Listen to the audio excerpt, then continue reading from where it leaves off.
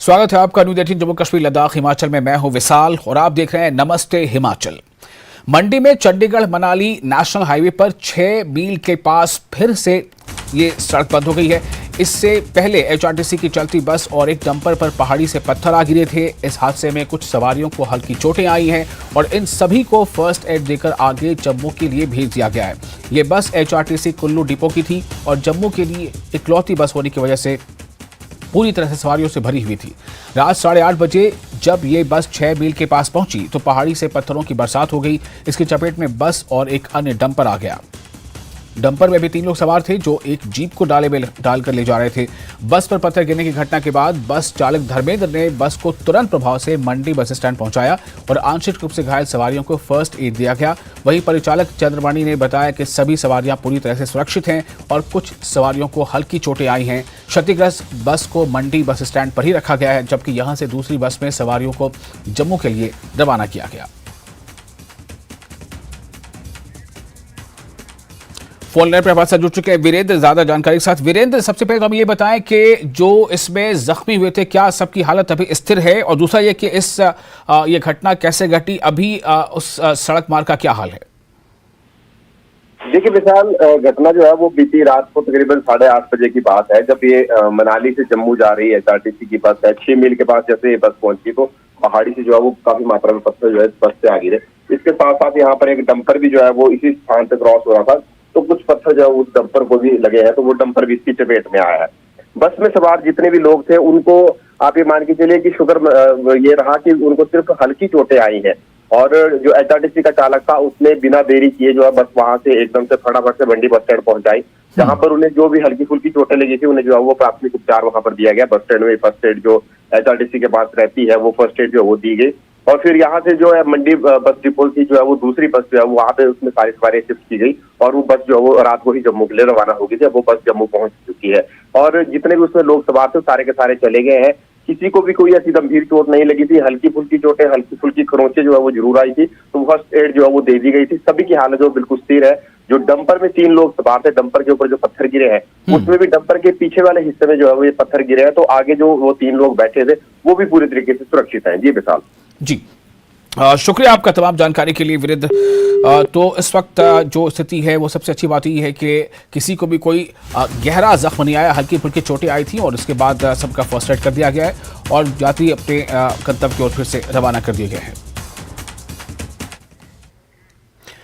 CM Sukhu के दौरे को लेकर एक बड़ी खबर है। सीएम सुखविंदर सिंह सुक्खू आज से ऊपरी शिमला के दौरे पर रहेंगे। यहां वो चौपाल, कोटखाई और रोहड़ू का दौरा करेंगे और आपदा प्रभावित लोगों से मिलेंगे। वो 9 अगस्त को रामपुर के ननखड़ी का भी दौरा करेंगे। उनका कोटगढ़, नारकंडा और कुमारसैन का दौरा करने का भी कार्यक्रम है, जहां वो अधिकारियों के साथ बैठक भी करेंगे। सीएम 9 अगस्त की शाम को शिमला लौटेंगे।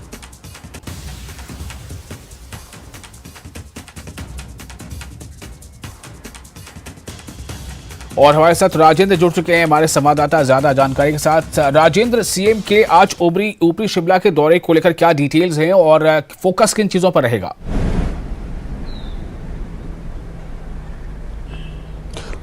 विशाल, 8 और 9 आज और कल मुख्यमंत्री ऊपरी शिमला के दौरे पर रहेंगे और इस दौरान चौपाल, रोहड़ू, ननखड़ी और नारकंडा क्षेत्रों का वो दौरा करेंगे। और जो मुख्य फोकस है वो बारिश और आपदा के कारण जो प्रभावित क्षेत्र हैं उनका जायजा लेना रहेगा और वहाँ किन किन चीज़ों की राहत कार्यों की ज़रूरत है।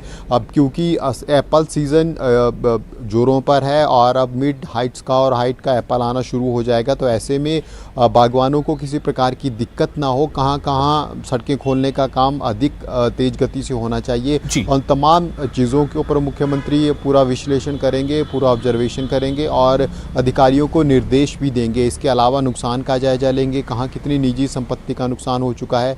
इसके अलावा क्योंकि बहुत से ऐसे मामले भी सामने आए जहाँ बादल फटने के कारण या अधिक बारिश के कारण लैंडस्लाइड हुई है और लोगों के बगीचे तबाह हुए हैं, उन लोगों की किस प्रकार से सहायता की जा सकती सकती है। विशाल, दरअसल पिछले दिनों भाजपा की तरफ से सवाल उठाया गया था कि मुख्यमंत्री जो एप्पल बहुल क्षेत्र है, सेब बहुल क्षेत्र है, उनका दौरा अभी तक मुख्यमंत्री की तरफ से नहीं किया गया है और एप्पल सीजन शुरू हो चुका है, लोगों के सेब फंसे हुए हैं। इसके अलावा कुछ वीडियो भी सामने आई थी जहां लोग सेब फेंकते हुए, नाले में सेब फेंकते हुए दिख रहे थे। इसके अलावा मटर की कुछ बोरियां ठियोग के आसपास वाले क्षेत्रों पर सामने आई थी सड़ी हुई, जो लोगों ने सड़क के किनारे फेंकी हुई थी। तो इन तमाम शिकायतों के बाद और इस प्रकार की खबरों के बाद अब मुख्यमंत्री का आज दौरा अपर शिमला का रहने वाला है। आज और कल पूरी बेल्ट सेब जो बहुल क्षेत्र है उसको कवर करने का मुख्यमंत्री की योजना है और इस दौरान मंत्री भी साथ में मौजूद रहेंगे और जो स्थानीय विधायक हैं वो भी अपने अपने क्षेत्रों में मौजूद रहेंगे। तो आज चौपाल और इसके आसपास के क्षेत्रों का दौरा मुख्यमंत्री कर सकते हैं। अब ऐसे में काफ़ी उम्मीदें लोगों को भी है, क्योंकि लगातार लोगों की तरफ से शिकायत की जा रही थी कि जो संपर्क मार्ग हैं जहां से सेब मुख्य मार्ग तक पहुंचाया जा सकता है, वो संपर्क मार्ग बड़ी संख्या में बंद हैं। तो ऐसे में उनको खोलने को लेकर, उनको खुलवाने को लेकर मुख्यमंत्री का आदेशों का इंतज़ार किया जा रहा था। इसके अलावा बहुत से, जैसा कि मैंने बताया कि अब से पेड़ों का नुकसान हुआ है, एप्पल ऑर्चर्ड का नुकसान हुआ है, तो उसके लिए भी किस प्रकार से सरकार सहायता की जा सकती है, कर सकती है, उसके ऊपर देखेंगे। इसके अलावा 2 से 3 क्षेत्रों में एक बादल फटने की सूचना आई थी जहां लोगों के घर बह गए थे, दुकानें बह गई थी। तो वहाँ भी मौके का जायजा मुख्यमंत्री लेंगे, स्थिति का जायजा लेंगे और बैठक अधिकारियों के साथ कर सकते हैं आज भी और कल भी। वहाँ लोग ग्राउंड लेवल पर जाकर, बिल्कुल राजेंद्र, आप हमारे साथ बने रहें। एक और अहम खबर है, ये दर्शकों तक पहुंचाना है, फिर इस पर भी आपसे हम थोड़ा डिटेल चाहेंगे। खबर यह है कि Himachal Pradesh medical services corporation का गठन हो गया है। एक अहम खबर है, Himachal Pradesh medical services corporation का गठन हो गया है। सीएम इसके चेयरमैन होंगे, वहीं वाइस चेयरमैन और 5 डायरेक्टर निगम के सदस्य होंगे। 15 लाख रुपए की हिस्सेदारी से सुक्खू सरकार ने इस हेल्थ कॉर्पोरेशन का गठन किया है।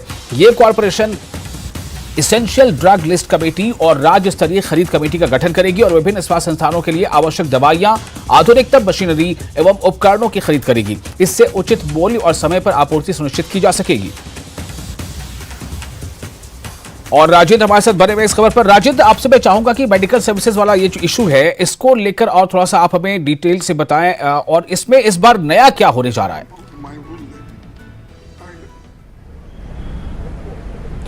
विशाल, लंबे समय से शिकायतें आ रही थी खरीद को लेकर।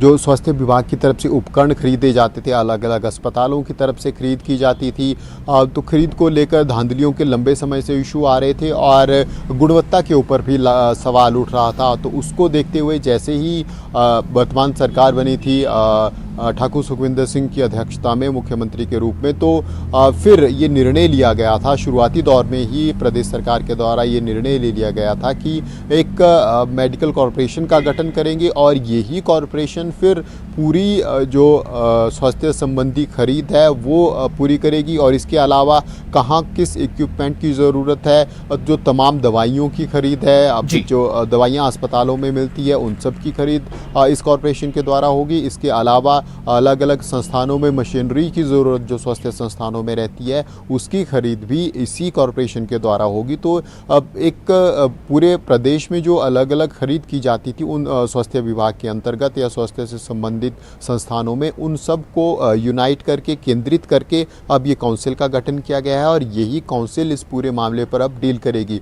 चाहे अस्पतालों में मशीनरी लगाने की बात हो या फिर दवाइयाँ पहुँचाने की बात हो या फिर उपकरण लगाने की बात हो, तमाम खरीद इसी कॉरपोरेशन की तरफ से किए जाएंगे। मुख्यमंत्री खुद इसके अध्यक्ष होंगे। इसके अलावा जो सबसे बड़ा शेयर है वो स्वास्थ्य विभाग का है और स्वास्थ्य सचिव इसमें अहम भूमिका निभाने वाले हैं। इसके अलावा वित्त सचिव इसमें रहने वाले हैं और डेपुटेशन के आधार पर कर्मचारी इसमें लाए जाएंगे, जो नोटिफिकेशन देर रात को इशू की गई है। तो कुल मिलाकर हम कह सकते हैं कि जो एक लक्ष्य सरकार लेकर चली हुई थी खरीद को लेकर, खासकर अस्पतालों में जिस प्रकार से उंगली उंगलियां उठाई जा रही थी, लोगों के द्वारा बार बार उंगलियां उठाई जा रही थी लंबे समय से कि घटिया ऑपरेशंस के दौरान घटिया उपकरणों का प्रयोग किया जाता है। इसके अलावा दवाइयों के ऊपर भी लगातार सवाल उठाए जा रहे थे। विशाल, लंबे समय से एक शिकायत आ रही थी कि जो दवाइयाँ अस्पतालों में मिल रही है भिन्न भिन्न योजनाओं के तहत, वो उन कंपनियों को कई बार हिमाचल सरकार ब्लैकलिस्ट कर चुकी है, कई बार उनके ऊपर सवाल उठाए जा चुके हैं। जब भी बद्दी बरोटीवाला और नालागढ़ में जो फार्मा हब है वहाँ पर ब्रेड की जाती है और सैंपल भरे जाते हैं, तो उनमें से अधिकांश दवाइयाँ ऐसी हैं जो सरकारी संस्थानों में बेची जाती है, लेकिन उनके ऊपर गुणवत्ता के ऊपर सवाल सरकार दूसरी तरफ उठा रही है। तो बहुत से मामले स्वास्थ्य विभाग के अंदर ऐसे हैं जिनको ऊपर लगातार लंबे समय से ये सवाल उठाए जा रहे थे। इन्हीं सभी समस्याओं का हल करने के लिए अब प्रदेश सरकार की तरफ से ये मेडिकल कॉर्पोरेशन का गठन किया गया है और तमाम अधिकारी, वरिष्ठ अधिकारी इसमें शामिल रहेंगे। इसके अलावा अलग अलग जो फील्ड है उनके विशेषज्ञ भी इसमें शामिल रहेंगे। तो अब ये उम्मीद लगाई जा सकती है कि जो खरीद स्वास्थ्य विभाग के अंदर होगी, चाहे वो उपकरणों की बात हो, मशीनरी की बात हो, या तो अब देखना होगा कि मेडिकल सर्विसेज कॉर्पोरेशन जो है आगे किस तरह से कार्यों को आगे बढ़ाता है। ये काफी अहम होगा। राजेंद्र, आपका बहुत शुक्रिया इस जानकारी के लिए। और इसके साथ ही हम एक और अहम खबर की तरफ आगे बढ़ेंगे। हिमाचल प्रदेश देश के अमीर विधायकों वाले राज्यों में शुमार है। हिमाचल के विधायकों की औसत संपत्ति देश के सभी राज्यों के विधायकों की औसत संपत्ति के बराबर है। विधायकों की औसत संपत्ति के मामले में हिमाचल देश के 10 टॉप राज्यों की लिस्ट में शामिल है। यही नहीं, हिमाचल में 3% विधायक अरबपति भी हैं। विधायकों की संपत्ति को लेकर एडीआर और इलेक्शन वॉच की रिपोर्ट में यह खुलासा किया गया है। देश के कुल 4001 विधायकों की कुल संपत्ति जो है वो 5454 करोड़ है। इस तरह औसतन देखा जाए तो देश में हर विधायक के पास 13 करोड़ 63 लाख रुपए की संपत्ति है। देश में 88 विधायक अरबपति हैं। हिमाचल में भी 3% विधायक अरबपति हैं। हिमाचल में कुल 68 में से 2 विधायकों ने अपनी 1 अरब से ज्यादा की संपत्ति घोषित की है।